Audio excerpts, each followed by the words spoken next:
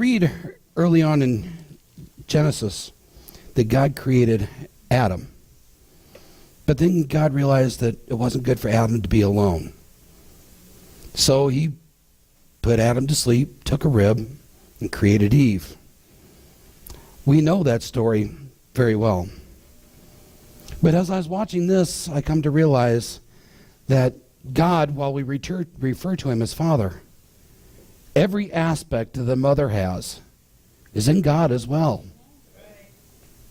So we don't just need to look at God as a provider or a corrector or a leader, but he also nurtures. He also loves and coddles us at times.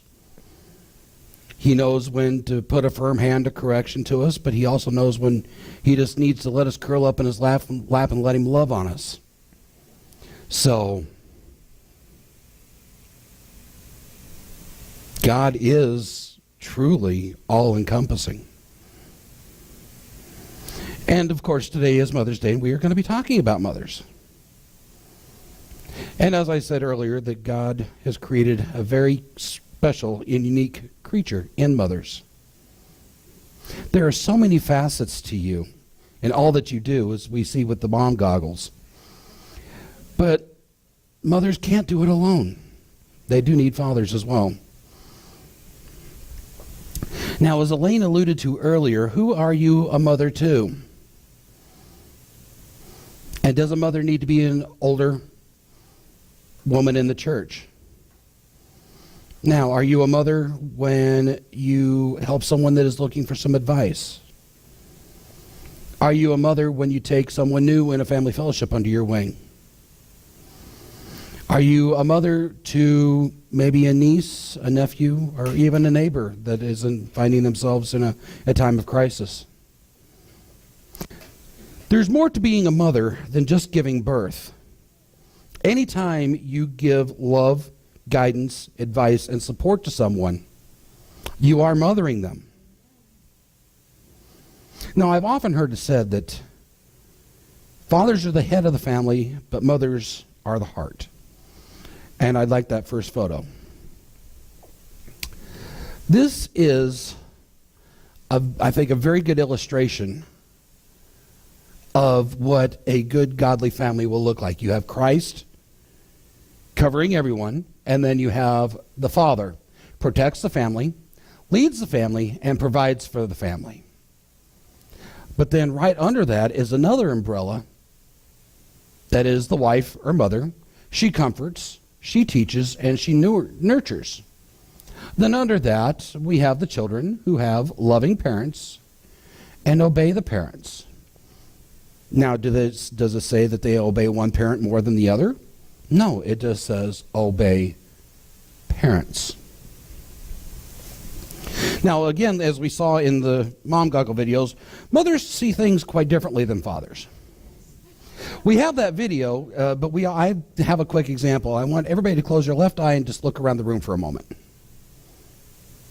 Okay, now open your left eye and close your right eye.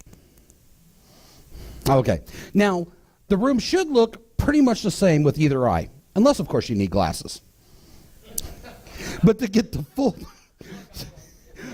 full picture, you have to have both eyes, mothers and fathers. Now, can you have more than one mother? Absolutely.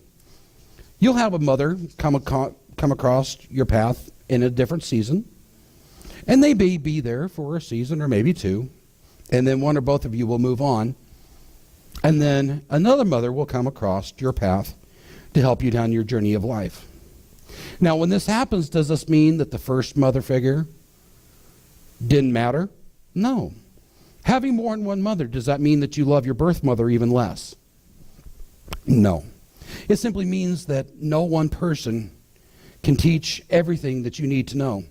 Just as here at Gifts of the Spirit Ministries Fellowship, this Apostolic Cell Center, no one person knows everything, but we come together to train and teach each other how to find our gifts and callings and to be trained to enter into those gifts and callings.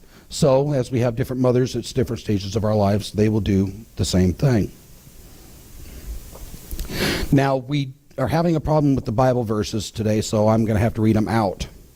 But in 1 Timothy 5:2, it reads, "Treat older women as you would your mother, and treat the younger women with all the purity as you would your own sister."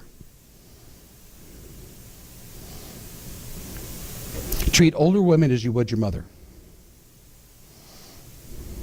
So honor, respect, love, cherish, and listen to them.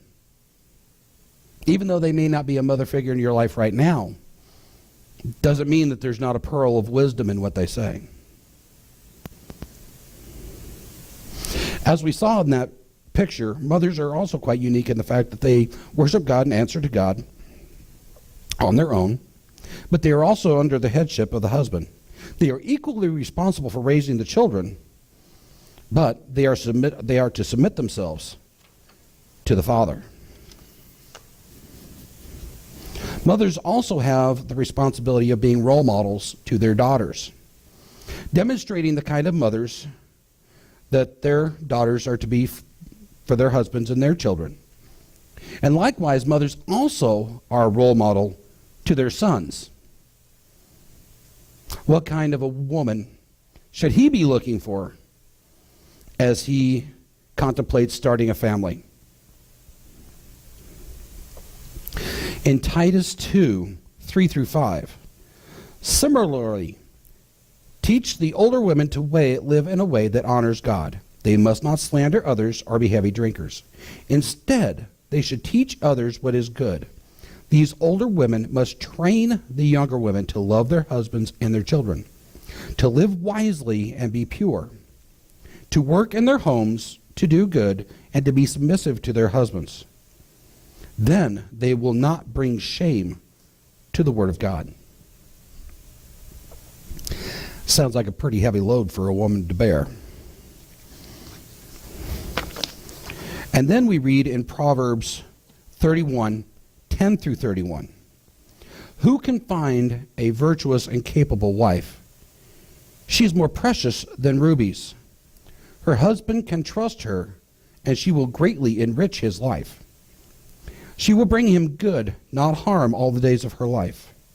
She finds wool and flax and busily spins it. She is like a merchant's ship, bringing her food from afar. She gets up before dawn to prepare breakfast for her household and to plan the day's work for her servant girls. She goes to inspect a field and buys it, and with her earnings she plants a vineyard. She is energetic and strong, a hard worker.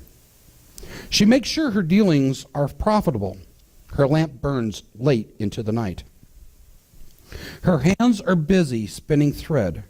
Her fingers twist fibers. She extends a helping hand to the poor and opens her arms to the needy.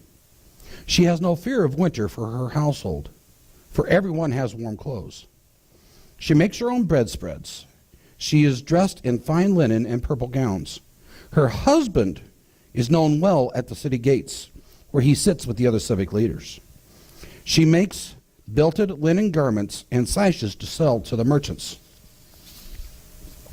She is clothed in strength and dignity. She laughs without fear of the future. When she speaks, her words are wise, and she gives instruction with kindness. She carefully watches everything in her household and suffers nothing from laziness. Her children stand and bless her. Her husband praises her. There are virtuous and capable women in the world, but you surpass them all. Charm is deceptive, and beauty does not last. But a woman who fears the Lord will be greatly praised. Reward her for all she has done. Let her deeds publicly declare her praise. Those are pretty strong words concerning women and mothers and how God views them and how we are to view them. Now, this is going to be an excerpt from 2 Kings 4:15-17 in the woman of Shemnu. Now, in this story, we read that Elisha stays at a rich woman's house as he passes through the village.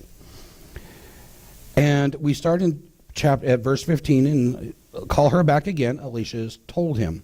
When the woman returns, Elisha says to her as she stood in the doorway, "Next year at this time you will hold a son in your arms." This is a reward for the kindness that she shows him. "No, my lord," she cries, "O man of God, do not deceive me and get my hopes up for that." You see, up to this point she had been barren.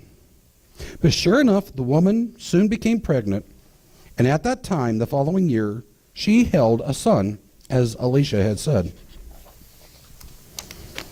Now one day when the child was older, he went out to help his father, who was working with the harvesters. Suddenly he cried out, "My head hurts, my head hurts." The father said to one of the servants, "Carry him to his mother." So the servant took him home, and his mother held him in her lap. But around noon he died. She carried him up and laid him on the bed of the man of God, then shut the door and left him there. She sent a message to her husband, "Send one of the servants and a donkey so that I may hurry after the man of God and come right back." I choose this part of the story because it demonstrates the cooperation between a father and a mother. While the father was teaching the boy a trade skill and was training him up in the way he was to go, he knew where his responsibility ended. When the child became ill, he said, "Send him to his mother." He did this for a number of reasons. One, he knew that the mother would be there to care for the child in a way that he could not. Two, he knew that the mother would know how to help the child, because that was her responsibility, as he had a responsibility to stay in the field and provide for the family. And three, he knew that he would not be able to nurture the child in the way that a mother can, because that is not how he was designed. So, again, when it comes to a good and godly family, fathers know where the mothers are going to be, and the fathers know what the mothers are capable of, and the fathers don't try to interfere or intercede in a mother's territory. Second picture, please. Now we see another picture, which is all too unfortunate. We see Satan perverting the family. The wife allowing access to Satan to the family, disempowering the husband, and the whole household is out of order, and God's will is not being fulfilled. And we see the husband at the bottom. And you'll notice in this picture, it doesn't even mention the children, because the outcome will be anything but good.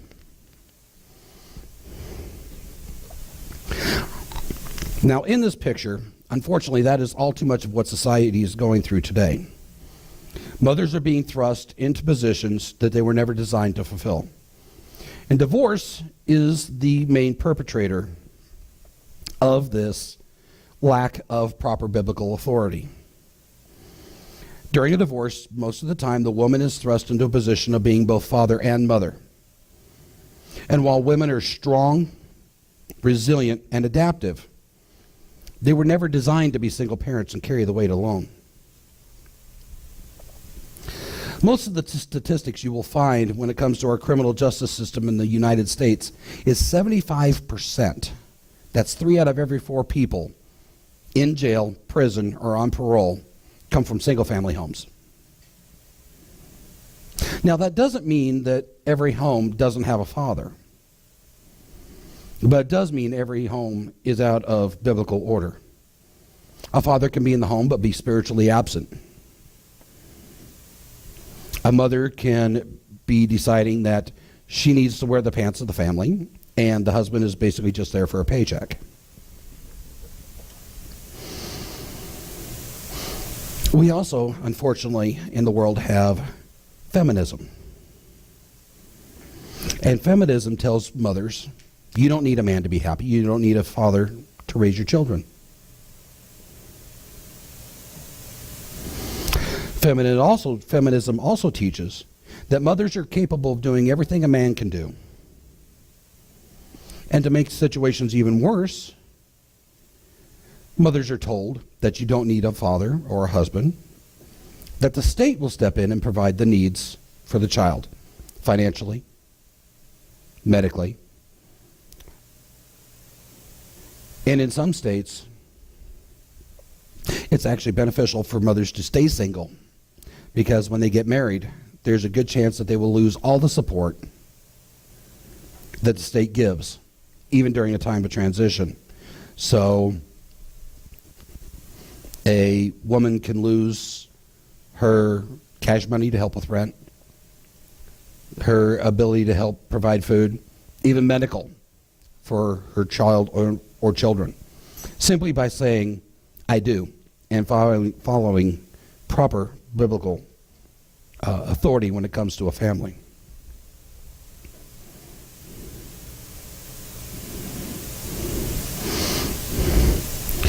There are also other external forces at work to destroy the family. We have teachers, educators, and other people of authority who are teaching children through schools, TV, and other media something other than God's design for the family. Now, mothers instinctively know what they want their children to grow up knowing, believing, and doing. But they have to fight against this onslaught that the world is putting against her. And the main object of this is to destroy the family. And unfortunately, this weapon that the world at large is using is quite effective.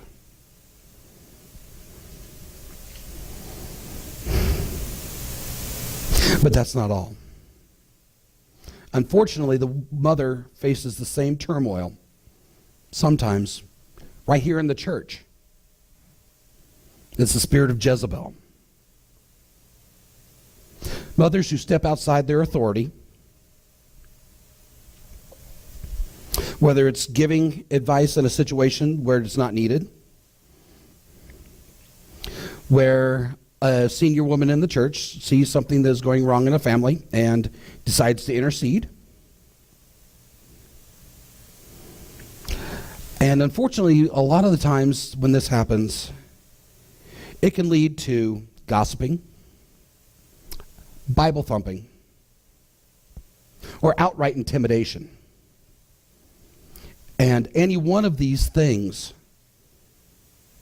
can lead to more problems than it's trying to solve. Each family is unique. Each family structure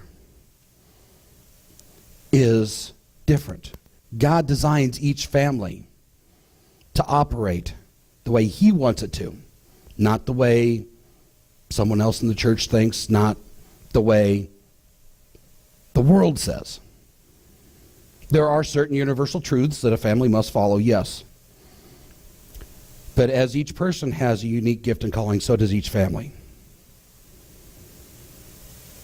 And while mothers have an instinctive nature to love, nurture, and guide, sometimes that can put them into a situation that they shouldn't have been.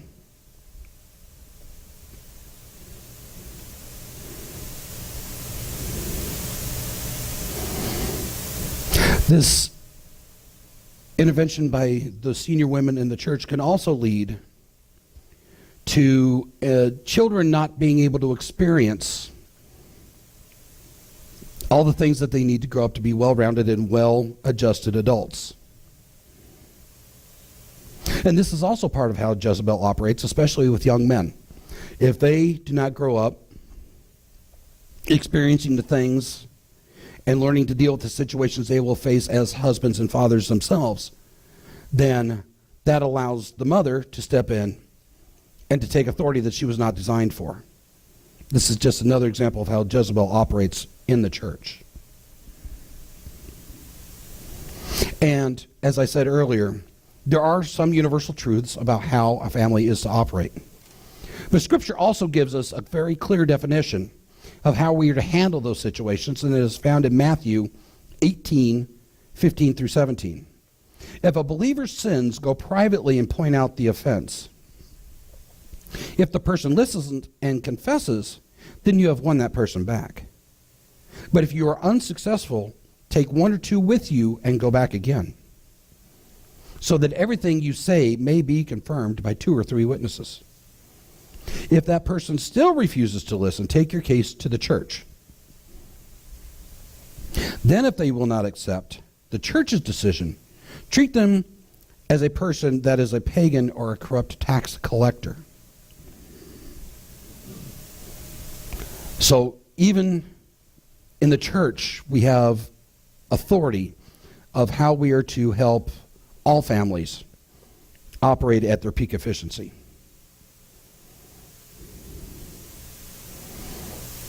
And as I said, just because it's different doesn't mean it's always wrong. Now, there's one last photo I want you to look at.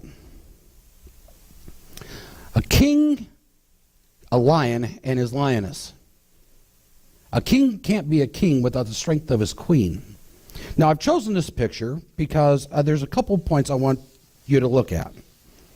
First off, the lioness. Where is she? She's nuzzled up under the head of her king. But also, where is she?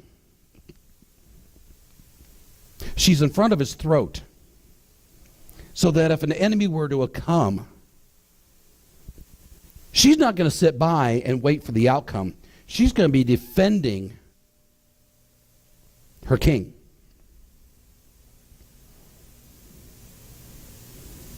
She has her mate's back. And looking at that picture, I think that's something that all mothers and fathers could do to relearn. How many times does a mother hear something negative about her husband, her children's father?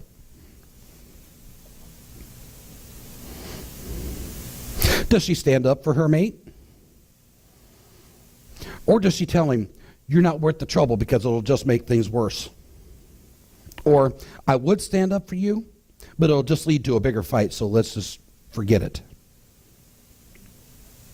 Why does it matter that the lioness puts herself in harm's way to defend her mate? Because she knows she needs him. She needs him to help finish raising her cubs. She needs him to protect her and provide for her. But if she doesn't come to his defense, does he think it's worth the time? Will he protect her if she doesn't go to bat for him?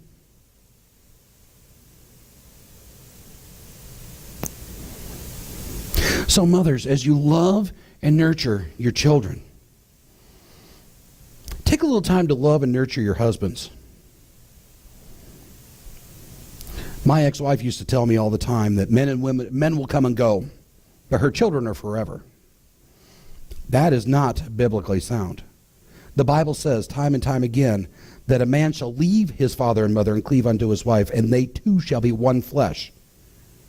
In essence, they will become their own family with their own responsibilities, their own callings.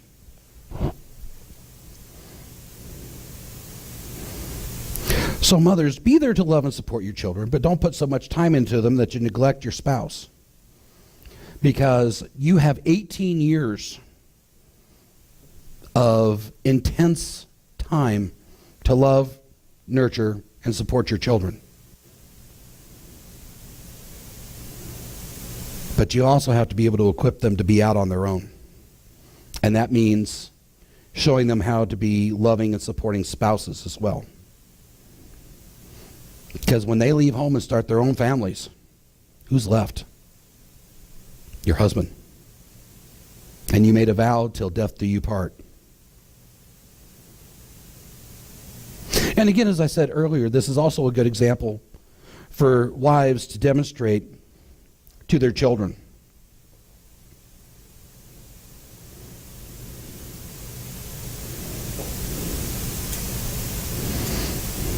So mothers, on this Mother's Day, we love and support you, and we thank you for all that you have done, all that you will do for us through your continued prayers, your love, support, and guidance, and all the things that you will be there to do for us in the future.